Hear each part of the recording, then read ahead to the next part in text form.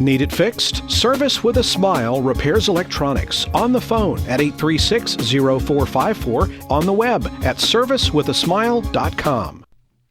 Hello, this is James Spann with the Weather Xtreme video from ABC 3340 for the afternoon hours of Tuesday, the 17th day of July. Active showers and storms developing across parts of the state as we speak. In fact, look at this. These images were taken about midday today around noon from Limestone County around the community of Mooresville. One of our astute readers captured these with a digital camera, and he said the funnel never touched down, but hey, how about that for a summer storm in Alabama? Very interesting indeed.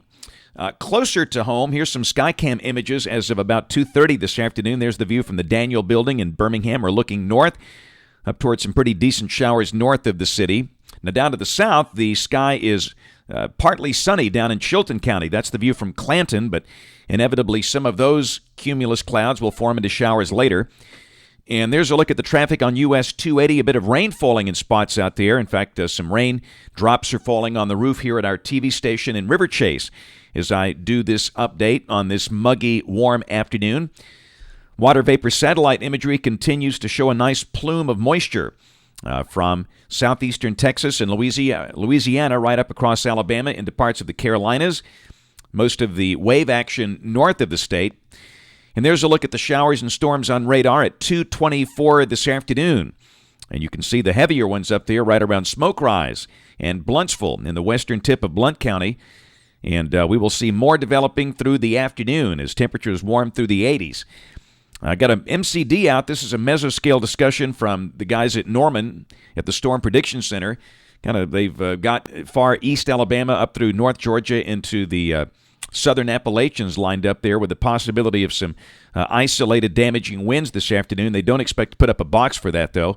There's a look at the convective outlook. The more organized risk will most likely be north of here, parts of Illinois, Indiana, eastern Missouri, up into Iowa and Minnesota.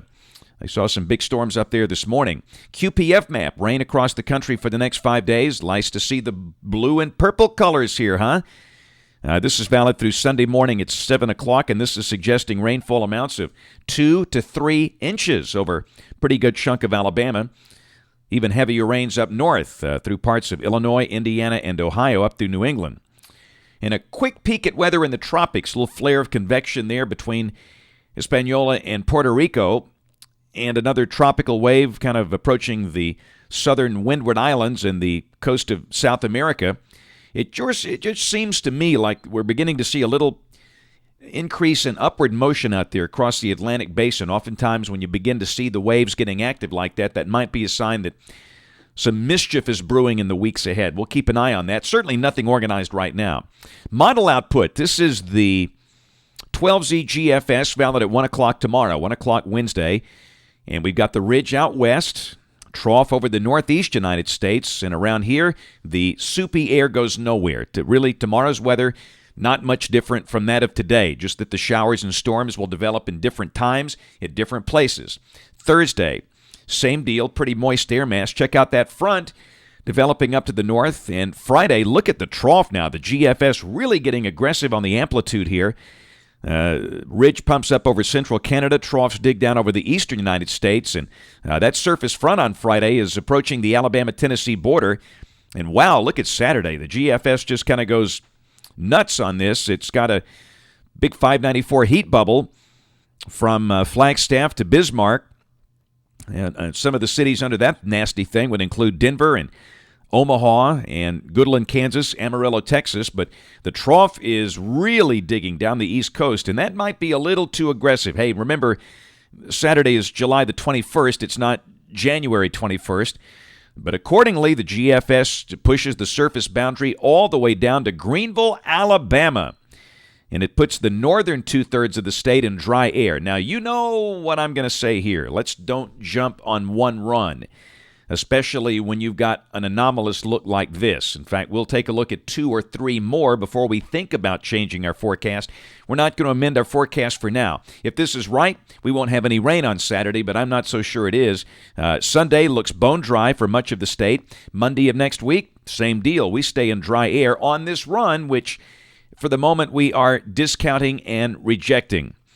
For now, we're going to leave it warm and muggy through the weekend and early next week with a chance of scattered showers and storms. There's a look at Tuesday. That still looks dry. But let's look at the OZ run tonight, the 12Z tomorrow. We've got some time to make the changes in the forecast if we need to. We'll go trolling. This is the 28th of July. Main westerlies are up north. Down here, we've got a soupy air mass. You know what that means? Scattered showers and storms. Into the forecast period, the 2nd of August, pretty much the same story, kind of a flat ridge around here. And once again, that would suggest a chance of scattered showers and storms. That's it for the afternoon video today. We'll have notes on the blog. The next video posted here by 7 o'clock tomorrow morning. And, of course, we invite you to watch us on television this evening, ABC 3340 News at 5, 6, and 10. Again, thanks for watching. Have a great evening, and God bless.